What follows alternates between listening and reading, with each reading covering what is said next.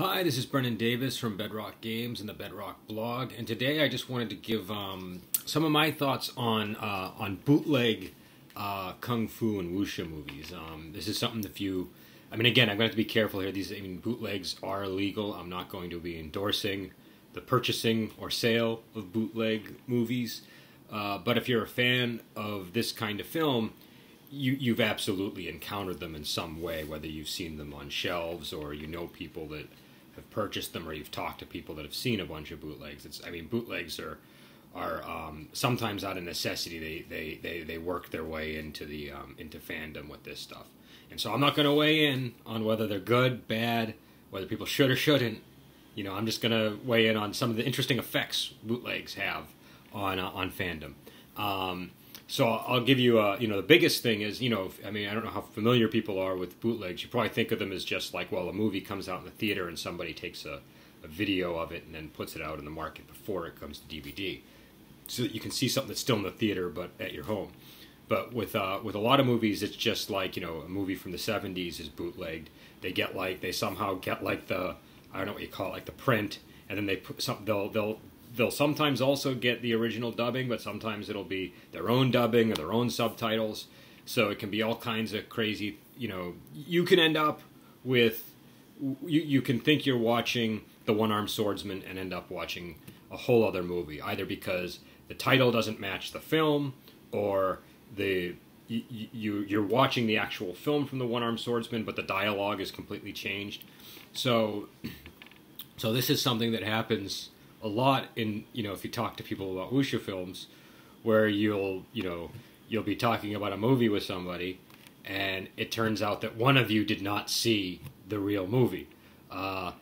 And what's interesting is sometimes, like, a new product emerges out of the bootlegging thing. So I don't know. I personally like to see the original films. I like to know that I'm watching The One-Armed Swordsman. And this occurred to me because of a conversation I had with somebody about The One-Armed Swordsman, where it was just clear to me in the course of the conversation that they had seen one of the various later iterations of One-Armed Swordsman, but it was billed as the original, or they had seen a film where the dialogue had been completely changed. And so I don't know. I just think it's an interesting thing that crops up from time to time. Again, I'm not weighing in. I'm not, bootlegs are illegal. I'm not at all going to suggest people should be purchasing bootlegs or, making bootlegs. And there is an argument to be made that they have a negative effect on what old martial arts movies are actually able to come to market. I know that there have been cases of, like, companies had planned to make legitimate like DVD collections of someone like Angela Ma or whoever, and because of the market got flooded by bootlegs of those films, they were undercut by it. Because what happens with wuxia movies, I've seen bootlegs on Amazon. I've seen them on shelves in stores. You don't just get them on street corners anymore. You see, like, they get into the distribution somehow. Yet they're still bootlegs if you know what companies to look for in the back. So anyways, those are my thoughts. Again, not weighing in. I don't have not going to advocate anything illegal. I'm not gonna pass judgment on people who enjoy bootleg movies. It's an aspect of fandom, and it has some interesting effects. So I just kind of wanted to talk about it. Feel free to weigh in the comments. I will also say, just for those who are thinking of bootlegging or linking to like streaming sites that have movies, a lot of these companies from overseas that have the rights to these movies are cracking down hard on people. So just keep that in mind.